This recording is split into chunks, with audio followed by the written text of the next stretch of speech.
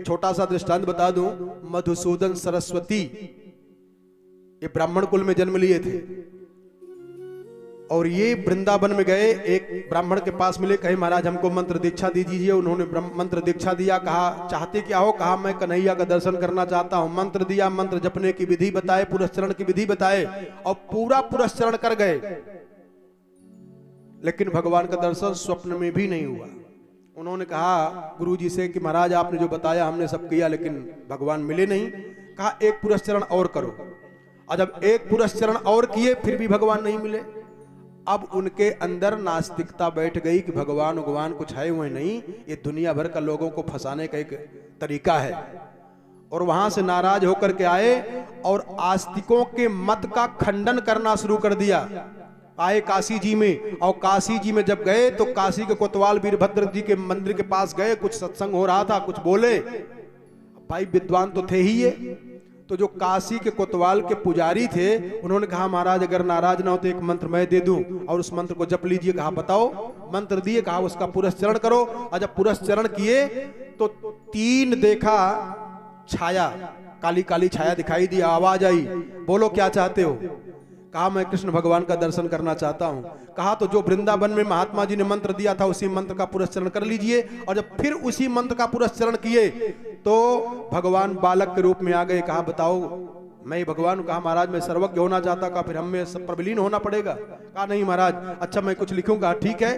तो भगवान से प्रश्न किया मधुसूदन सरस्वती जी महाराज ने कि ये बताइए कि जो पहली बार मैंने जब पुरस्चरण किया मंत्र का तो कोई त्रुटि रह गई थी क्या? कहा ना। कहा फिर क्यों आप नहीं मिले? कहा 3 जन्म का पाप आपका अवशेष था। आपने एक एक बार जब पुरस्चरण किया तो आपके एक एक जन्म का पाप मिटता गया।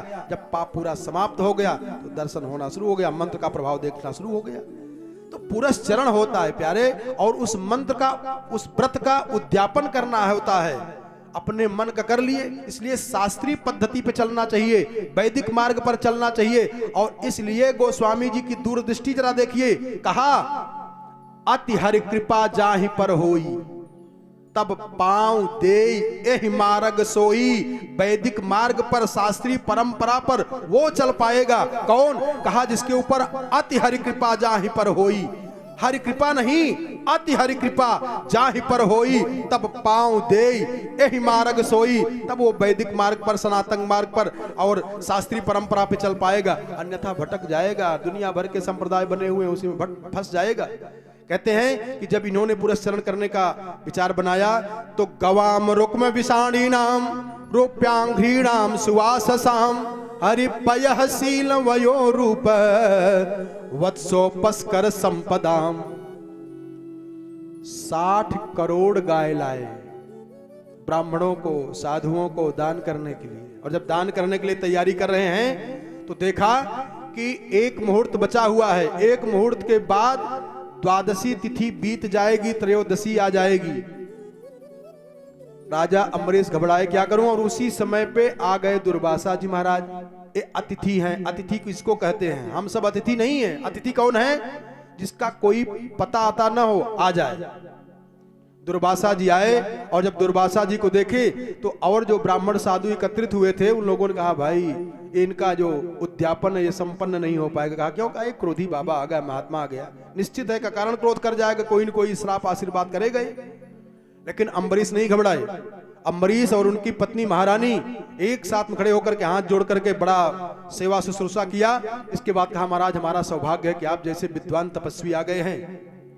महाराज आज हमारे यहाँ एकादशी के व्रत का उद्यापन है, मैं चाहता हूं, मेरा इच्छा है कि आप मेरे साथ भोजन प्रसाद लें। कहा अभी थोड़ा हमारा जप बाकी रह गया है और मैं जमुना जी में स्नान करके तब आता हूं। कहा ठीक है महाराज। गए जमुना जी में डुबकी लगाए और वहां जा करके डुबकी लगाने के बाद जब शुरू किया भजन गायत्री मंत्र जपना तो थोड़ा समय ज्यादा लगने लगा। और इधर 1 घड़ी के बाद द्वादशी तिथि बीत जाएगी, नियम का पालन करना चाहिए। फिर क्या हुआ तो विद्वान ब्राह्मणों से सलाह लिया राजा अम्बरीश ने। कहा महाराज क्या करना चाहिए? और अगर ध्यान दें, सब लोग ध्यान देकर समझ लें, अगर एकादशी का व्रत किए और एकादशी के व्रत का उद्यापन द्वादशी तिथि के चतुर्थ चरण के अंदर ही कर लेना चाहिए। ये मतलब नहीं है कि त्रयोदशी लग जाए अभी व्रत ही किए बैठे हुए हैं। आत्मा को नाजायज नहीं तड़पाना चाहिए, नहीं सताना चाहिए, मनमुखी होकर के व्रत उल्टा पुल्टा काम नहीं करना चाहिए। भगवान की प्राप्ति करने के लिए होना चाहिए, अपने मन से नहीं कर देना चाहिए। इसलिए जब यहां पूछे तो ब्राह्मणों ने कहा, और स्वयं भी विद्वान थे, जानकार थे, इन्होंने कहा अंभसा केवली नाथ है।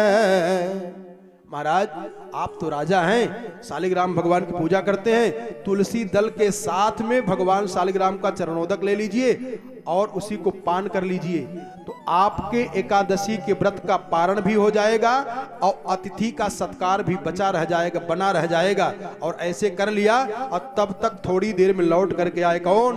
दुर्वासा जी महाराज। दुर्वासा यमुना कूलात् कृतावश्यक आगत है।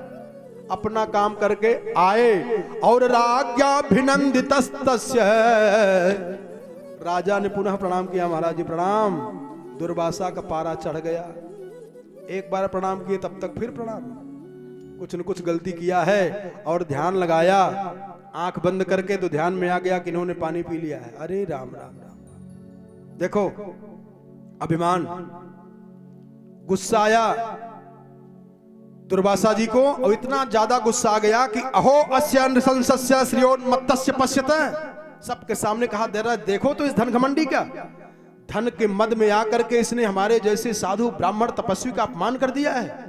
बेटा आज तक तू धन के बल पर लोगों का अपमान किया करता होगा, वो ठीक है, लेकिन आज तो उसको मजा दिखाता हूं कि किसी तपस्वी का अपमान करने का परिणाम क्या होता है। भूल करके तेरे कुल खानदान में कोई साधु ब्राह्मण का अपमान नहीं करेगा।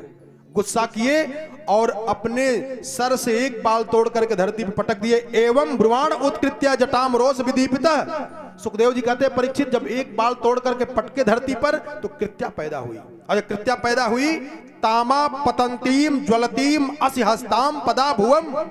म्यान से तलवार निकाल करके वो कृत्या चली किनकी तरफ? राजा अम्बरीश को मारने के लिए चली है। राजा अम्बरीश जैसे कि तैसे अपनी जगह पर खड़े हैं। ये है भजन का फल, ये है भक्ति, इसको कहते हैं व्रत, इसको कहते हैं उपासना। नियम से जब पालन करेंगे तब कहते हैं ना कि धर्मो रक्षति से रक्षित है। धर्म की रक्षा आप करेंगे तब धर्म आपकी रक्षा करेगा। देखो जब कृत्या चली है तलवार लेकर के मारने के लिए, सब घबराए, हाय हाय हाय करना शुरू किए, लेकिन अम्बरीश अपने स्थान पर खड़े हैं, हाथ जोड़ करके भगवान का स्मरण कर रहे हैं। रानी भी आंख बंद कर ली और तब तक भगवान का सुदर्शन चक्र घर घर घर घर करते हुए धरती पर उतरा और कृत्या को वहीं जला करके भस्म कर दिया। अम्बरीश की तरफ घूमा, अम्बरीश के तरफ घूम करके दुर्वासा की तरफ घूमा, और दुर्वासा को इतना ज्यादा गर्मी दे रहा है, दिशाओं में भागे, समुद्र में कूद गए। जब समुद्र में कूदे तो वो सुदर्शन चक्र समुद्र में भी कूद गया, और जितनी दूर तक दुर्वासा रहे उतनी दूर का पानी इतना खौला देता था, बेचारे फिर निकल करके भागे। और भागते हुए कहां गए? ब्रह्मलोक में ब्रह्मा जी के पास गए। ध्यान देना, और ये जो दुर्वासा जी हैं भगवान शंकर जी के अंश से पैदा हुए हैं। शंकर जी के अंश से पैदा हुए तो शंकर जी के पुत्र हुए। हरे भाभी में सकहीं त्रिपुरारी। प्रेमी श्रोता हो जरा विचार करिएगा, शंकर जी भाभी मिटा देते हैं, अब इनके पुत्र के ऊपर विपत्ति आ गई, इनकी भाभी काहे नहीं मिटा पा रहे? जरा देखो इनकी दशा क्या हुई। ब्रह्मा जी के पास गए, ब्रह्मा जी ने भगाया, भाग जाओ नहीं तो ब्रह्मलोक हमारा जल जाएगा। फिर भागे वहां से कैलाश पर्वत पे गए, और कैलाश पर्वत पर जाकर के जब रोने लगे तो भगवान शंकर जी ने कहा, पढ़ लेना, लिखा है श्री रुद्र उवाच। शंकर जी ने कहा कि वयम न तात प्रभवाम भूमनि। तात बेटा, बेटा मैं तेरी रक्षा नहीं कर पाऊंगा। क्यों? तब तो ये चौपाई गड़बड़ हो जाएगी ना कि भाभ्यो में टिसकहि त्रिपुरारी। कौन कहे थे? भगवान शंकर जी को प्राप्त करने के लिए, भगवान शंकर जी को वर के रूप में प्राप्त करने के लिए पार्वती जी को बताया था नारद जी ने। जरा समझ लें और विस्तार कर दूं, इसलिए कथा सुनना जरूरी होता है। भाभ्यू मेट सकहि त्रिपुरारी। अब आगे और विस्तार से सुनिएगा। कहते हैं कि भगवान शंकर जी ने दुर्वासा को कहा कि तुम यहां से जाओ, यहां बच नहीं पाओगे। कहा पिताजी कहां जाऊं? तो कहा तमेव शरणम याहि हरिस्ते संविधास्यति, उन्हीं भगवान के पावन चरण शरण ग्रहण करो, वही बचा पाएंगे और कोई बचा नहीं पाएगा। तब जब वहां से भाग करके गए, कहां? वैकुंठ में लक्ष्मी माता भगवान का चरण दबा रही हैं और दुर्वासा जी जाके चरणों में धड़ाम से गिर पड़े। महाराज अगर आपकी इच्छा हो हमको दंडित करने की, मरवाने की, तो इससे कह दीजिए सुदर्शन चक्र से हमारे शरीर का टुकड़ा टुकड़ा कर डाले, खंड खंड कर डाले। लेकिन महाराज इतना जो दर्द दे रहा है, तड़पा रहा है, इससे बचा लीजिए। लक्ष्मी जी सोच रही हैं कि अरे हमारे पति तो ब्राह्मण को इतना मानते हैं, साधु को इतना मानते हैं, अभी इनको अभय दान दे देंगे। लेकिन भगवान ने क्या कहा? दुर्वासा बड़े खेद के साथ हमको कहना पड़ रहा है कि मैं आपकी रक्षा नहीं कर पाऊंगा। क्यों महाराज? लक्ष्मी जी भी आश्चर्य में पड़ गई, करे भगवान क्या कर रहे हैं? तो भगवान ने कह दिया कि अहम भक्त पराधीनो, मैं अपने भक्तों के अधीन रहता हूं। भक्ति मिलती कहां से है? भगवान की कथा से। ध्यान देना, बहुत ध्यान देकर समझना प्यारे, ये जीवन में उतार लो, कभी भी दुखी रहोगे ही नहीं। देखो भगवान की पूजा करें, पाठ करें, जप करें, अनुष्ठान करें, तप करें, जप करें, ठीक है, और आपको मांगना पड़ेगा। मंदिर में जाओ, दर्शन करोगे, मांगोगे महाराज हमारा ये हो जाए, महाराज हमारा ये हो जाए, महाराज हमारी ये विपत्ति दूर हो जाए। और कथा में कुछ नहीं करना है, केवल प्रेम पूर्वक भगवान की परम पावन मंगलमयी कथा का रसपान करना है। परिणाम क्या होगा प्यारे? परिणाम ये होगा जब आप भगवान की परम पावन कथा का रसपान करोगे तो भगवान आपके जो जीवन में जो विपत्ति है, जो दुख है, जो दुख का कारण है, उसको श्रवण करके अपने आप उसको मिटा देंगे। कहना नहीं पड़ेगा, गिड़गिड़ाना नहीं पड़ेगा, रोना नहीं पड़ेगा। भगवान कहते हैं कि अहम भक्त पराधीनो ह्य स्वतंत्र इव द्विजय, और साधुभिर्ग्रस्त हृदयो भक्तैर भक्त जन प्रिय। इसलिए आप मेरे भक्त के पास जाइए, अम्बरीश के पास जाइए, वही आपको बचा सकते हैं। फिर वहां से लौट करके आए और अम्बरीश के चरणों में गिरना चाहे, अम्बरीश ने पकड़ करके हृदय से लगा लिया, महाराज क्या करे हो? फिर अम्बरीश ने, भक्त का लक्षण है, अम्बरीश बचा रहे दुर्वासा जी को, सुदर्शन चक्र की स्तुति कर रहे हैं। नमः सुनाभाखिल धर्म से तवे, हे सुदर्शन चक्र महाराज आप शांत हो जाइए, शांत हो जाइए। सुदर्शन चक्र इतने गुस्सा में है कि नहीं, इन्होंने भक्त के साथ अपमान किया है, भक्त का अपमान किया, मैं इनको छोड़ूंगा नहीं, चाहे जो हो जाए। तब फिर कई श्लोक बोले और एक संकल्प पढ़ दिए कि यद्यस्ति दत्तमिष्टम वा स्वधर्मो वा स्वनुष्ठितः, अगर मैं नियम पूर्वक व्रत किया हूं, पूजा किया हूं, पाठ किया हूं, तो आप हमारे उस व्रत के प्रभाव से इन साधु बाबा को छोड़ दीजिए, क्षमा कर दीजिए। सुदर्शन चक्र नहीं माना और कहा यदि नो भगवान प्रीतः एकः सर्वगुणाश्रयः, हाथ में जल लिए कौन? राजा अम्बरीश। और कहा कि अगर मैं समस्त देहधारियों के अंतःकरण में परमात्मा का अंश, आत्मा में परमात्मा का वास देखता हूं, तो द्विजो भवतु विज्वरः, ज्यों ऐसा कहे अम्बरीश, त्यों सुदर्शन चक्र शांत हो गया। जब शांत हुआ तो दुर्वासा जी ने कहा कि अहो अनंत दासानाम, आहा अहो, आज मैंने भगवान के भक्त का दर्शन किया है।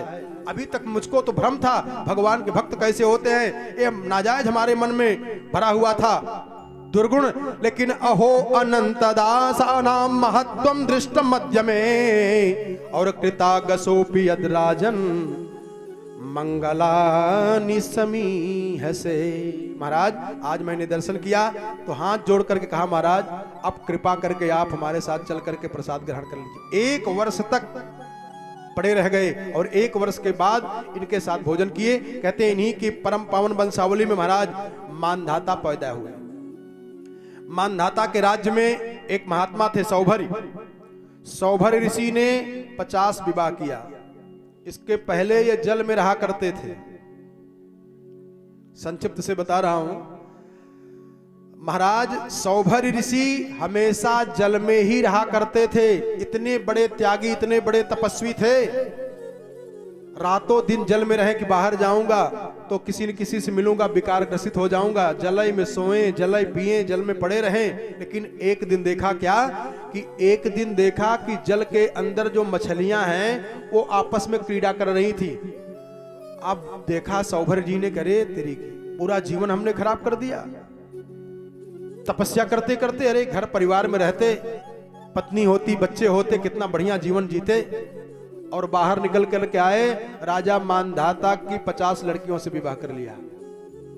एक दिन संध्या के समय में महात्मा लोग कुछ संध्या बंदन कर रहे थे, इनको याद आया सौभर ऋषि के माध्यम से हम लोगों को सीख लेना है। देखो, एक तो शिक्षा ये लेनी है प्यारे, हम कथा कहते हैं इसलिए कथा के लिए नहीं जोर दे रहा हूं, अपने आप से अनुभव करके देख लेना। तपस्या तो बहुत किया इन्होंने, लेकिन कथा नहीं सुने थे, जिसकी वजह से गिर पड़े, फेल हो गए। और अब इनको याद आया कि अहो इमं पश्यत में विनाशम, मैं अपनी आंख से अपना विनाश देख रहा हूं।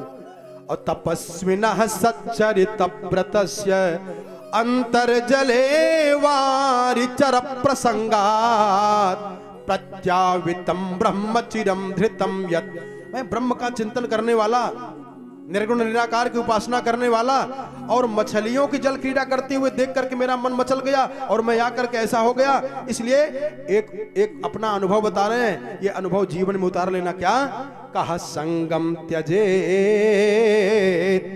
संगम त्यजेत मिथुन प्रतिनाम मुमुक्षु। इसलिए मुमुक्षु जो मोक्ष की इच्छा रखता हो उसको ये चाहिए कि जो प्रमादी लोग हैं ऐसे लोगों का साथ छोड़ दें, भजनानंदियों का साथ पकड़ लें। और भजनानंदी मिलेंगे कहां? कथा में, सत्संग में, भगवान के भजन में, उनका साथ पकड़ें। और कहते हैं सर्वात्मना न विसृजेत बहिरिंद्रियाणि एकश्चरन् रहस्य चित्तम अनंतई से युंजीत तद्वित्रसु साधुसु चेत प्रसंगः। अनुभव अपना बताए कि अगर कोई मोक्ष की इच्छा रखता हो तो उसको चाहिए कि जो भजनानंदी हो ऐसे लोगों का साथ करें, प्रमादियों का साथ छोड़ दें। इसके बाद इन्हीं की वंशावली में महाराज राजा त्रिशंकु आए, सत्यव्रत हुए, इनका नाम था सत्यव्रत। लेकिन 3 जगह से इनको श्राप लग गया, इसलिए इनका नाम पड़ गया त्रिशंकु। ऐसा हुआ कि एक बार इनके पिताजी ने कहा कि जाओ गौ की रक्षा करो, और कोई सिंह आया तो सोचे कि सिंह गौ को मार रहा है, रात में तलवार से मारे। शेर का तो कान कटा, लेकिन एक गाय का बछड़ा ही का सर कट गया। एक श्राप यहां से लग गया।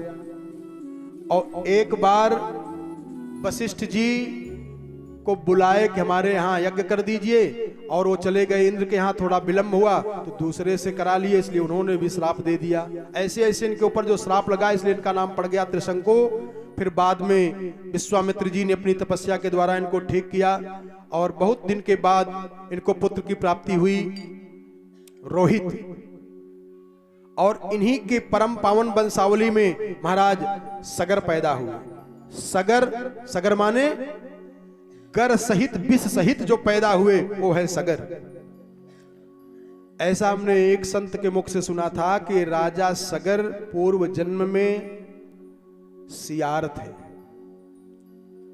और सियार की पत्नी जो सियारिन है, जब ये गर्भवती हुई तो इसने अपने पति से कहा कि मानव का मांस खाने का मेरा मन कर रहा है।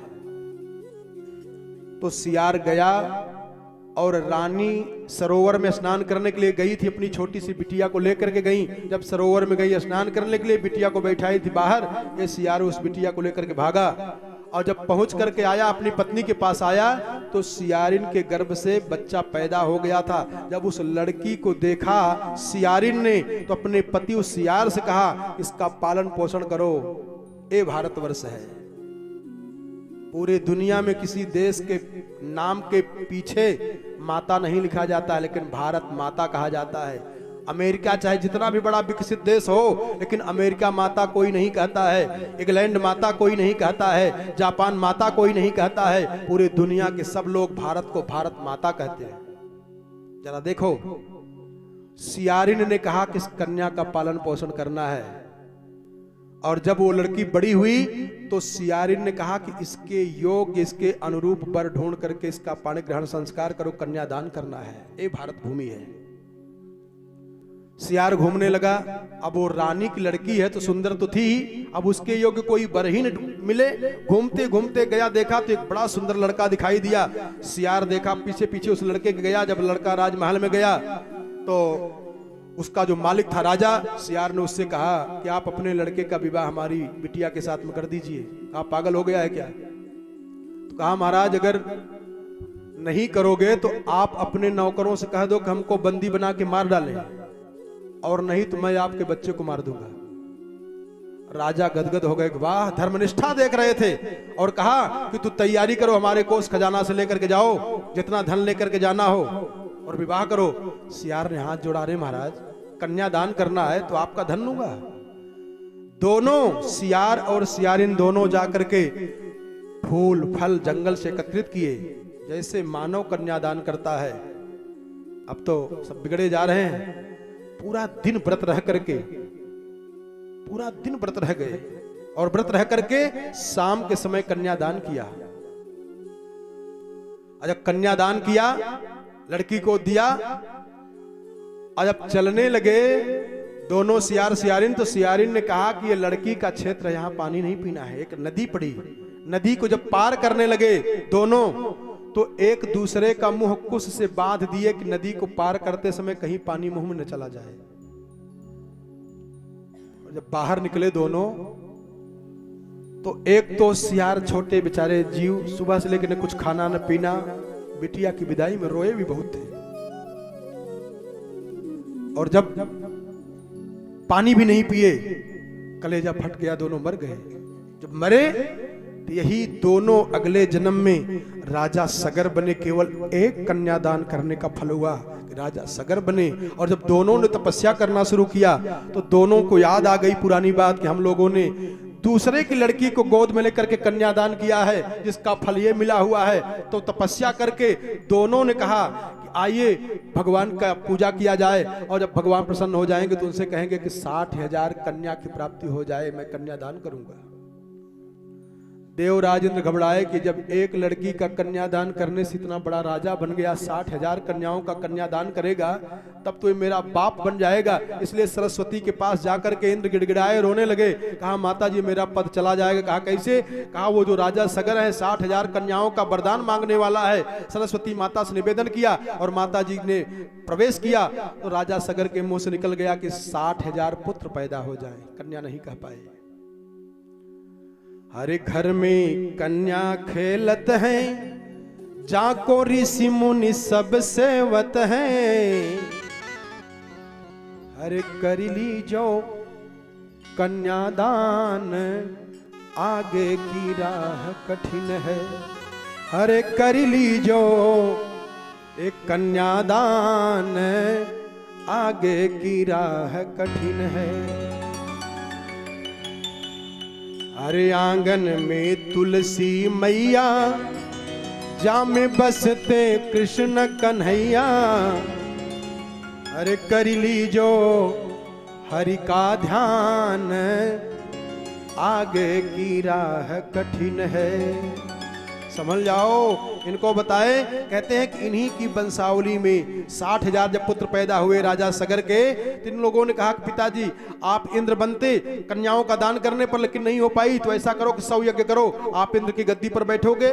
तो जब 99 यज्ञ पूरा किए, तो 100वें यज्ञ का जो घोड़ा था, उस घोड़े को इंद्र ने चुरा करके कपिल भगवान के आश्रम में बांध दिया। 60,000 लोग दौड़ करके गए, देखे, और उन्हीं को कपिल भगवान को ही चोर चोर कह करके मारने के लिए किए। उन्होंने देख लिया, क्रोध में सब जल करके खाक हो गए। उनकी दूसरी पत्नी के पुत्र हुए असमंजस, असमंजस के पुत्र हुए अंशुमान। अंशुमान ने जब जाकर के देखा तो कहा महाराज हमको तो लगता है कि आप या तो ब्रह्मा जी हैं, या तो भगवान विष्णु हैं, या शंकर जी हैं। कहा नहीं। फिर बताया, दिखाया, तो कहा महाराज ये कौन है, राख क्या ढेर क्या है? कहा ये तुम्हारे चाचा लोग हैं, पूर्वज हैं। कहा महाराज इनका उद्धार कैसे होगा? देखो पुत्र का एक कर्तव्य होता है, पुत्र बनना सबको अच्छा लगता है कि पिताजी की सारी संपत्ति हम ले लें, सब कुछ हमको मिल जाए, लेकिन पुत्र का कर्तव्य होता है कि पुम नाम नरक त्रायते इतिते पुत्र, अपने पितरों को जो नरक में जाने से बचा ले उसको पुत्र कहा जाता है। अंशुमान ने जब कपिल भगवान से पूछा कि राखों का ढेर क्या है, कहा ये आपके पूर्वज हैं, हमको चोर चोर कह करके दौड़े थे, हमने देखा जल करके भस्म हो गए हैं। हाथ जोड़ करके चरणों में लेट गए अंशुमान, कपिल भगवान के चरणों में लेट गए। कहा महाराज इनका उद्धार कैसे होगा? कपिल भगवान ने कहा कि स्वर्ग से हर हर करती हुई गंगा मैया धरती पर जब आएंगी और उन गंगा जी में जब ये राख प्रवाहित होगी तब उनका उद्धार हो पाएगा। अंशुमान ने तपस्या करते करते करते करते स्वयं स्वर्गवासी हो गए, स्वर्ग की गंगा नहीं आई। अंशुमान के पुत्र हुए महाराज दिलीप, और दिलीप भी अपने पिताजी की इच्छा पूर्ण करने के लिए तपस्या करना शुरू कर दिए, और तपस्या करते करते करते करते राजा दिलीप स्वर्गवासी हो गए, स्वर्ग की गंगा धरती पर नहीं आई। और राजा दिलीप के पुत्र हुए महाराज भगीरथ, और भगीरथ को जब पता चला कि हमारे बाबा हमारे पिताजी गंगा जी को धरती पर लाना चाह रहे थे, नहीं आई, फिर ये एक पैर पर खड़े होकर के 10,000 वर्षों तक कठिन तपस्या किया, गंगा मैया प्रकट हो गई। बोल बेटा क्या चाहते हो? कहा मां आप चली आए धरती पर। तो गंगा जी में सूक्ष्म अभिमान आया, बहुत सूक्ष्म अभिमान। कहा कि तू कह रहा है मैं ठीक है आने के लिए तैयार हूं, लेकिन एक बात बताओ। भगीरथ कहा क्या? कहा जब मैं चलूंगी स्वर्ग से तो मेरा वेग इतना तेज होगा कि धरती को फाड़ते हुए मैं चली जाऊंगी रसातल में। हर को पिधारयिता बेगम पतंत्या में मही तले, मैं धरती को फाड़ते हुए रसातल में चली जाऊंगी, उद्धार कैसे होगा? तो इच्छित फल बिनु शिवयावराध है। भगीरथ ने पूछा विद्वानों से महाराज क्या करें? कहा बाबा को मनाओ, शंकर जी को मनाए। अच्छा शंकर जी को मनाए। नमामि समीसान निर्वाण रूपम विभुम व्यापकम ब्रह्म वेद स्वरूपम निजम निर्गुणम निर्विकल्पम निरीहम चिदाकाशमाकाश वासं भजेऽहम् निराकारमोङ्कार मूलं तुरीयम् गिरा ज्ञान गोतीत मीशं गिरीशं करालं महाकाल कालं कृपालं गुणागार संसार पारम न तो। शंकर जी प्रसन्न हो गए। भगीरथ बताओ क्या चाहते हो? कहा महाराज मेरे पूर्वजों को उद्धार हो जाए, गंगा जी आने के लिए तैयार हैं, लेकिन करें कि मेरे वेग को कौन सहन करेगा? शंकर जी ने कहा भेजो, और अपने एक बाल में भगवान शंकर जी ने गंगा जी को स्थापित किया। काफी दिन उसी में उलझी रह गई, और तब जब आगे कहती हैं कि हमको नीचे उतारो, तो भगवान शंकर जी ने कहा कि जैसे भगीरथ का रथ जाए ऐसे पीछे पीछे गंगा जी जाना। तो आगे आगे भगीरथ, पीछे पीछे गंगा जी। भगीरथ के द्वारा गंगा जी धरती पर लाई गई, इसलिए इनका नाम पड़ गया भागीरथी। बोलिए भागीरथी महारानी की जय हो। ये गंगा जी कौन है? वामन भगवान के जो नखमण चंद्रिका को धोए थे वही गंगा जी है ना। और एक गंगा जी और हैं, एक परिभाषा गंगा जी की और है, बता दूं। एक बार भगवान शंकर जी के पास विष्णु भगवान और नारद जी गए, ब्रह्मा जी गए, और विष्णु भगवान गए, ब्रह्मा जी गए कैलाश पर्वत पर शंकर जी के पास। शंकर जी से कहा महाराज एक निवेदन है। कहा क्या? हमने सुना है बहुत बढ़िया आप नृत्य करते हो। शंकर जी ने कहा महाराज पूरी दुनिया को नचाने वाले आप हो, मैं आपके सामने क्या नृत्य करूंगा? कहा नहीं मेरी इच्छा है आपका नृत्य हो जाए। ब्रह्मा जी भी दर्शन करना चाहते हैं, विष्णु भगवान भी दर्शन करना चाहते हैं, सब लोग खड़े हैं। और जब विष्णु भगवान ने कई बार कहा तो शंकर जी ने नृत्य करना शुरू कर दिया। और जब नृत्य किया है भगवान भोलेनाथ ने, इतना बढ़िया नृत्य किया है, इसलिए कहते हैं नृत्ता वसाने नटराज राजो नट, नटराज, और ये नटराज राजो हैं। नटराज राजो का जब नृत्य हुआ तो भगवान विष्णु उस नृत्य को देख करके द्रवीभूत होकर के बह गए, पूरा शरीर पिघल करके और बहने लगा। जब बहने लगा तो ब्रह्मा जी ने भगवान विष्णु के शरीर का जो द्रवीभूत पदार्थ है उसी को अपने कमंडल में रख लिए हैं। इसलिए कहा ब्रह्म कमंडल ते निकली, अरे ब्रह्म कमंडल ते निकली, और शंकर शीस जटा में बही है, तुलसी दोनों नैन उघार लखो, तो वसुधा में सुधा की धार बही है, वसुधा में सुधा की धार बही है।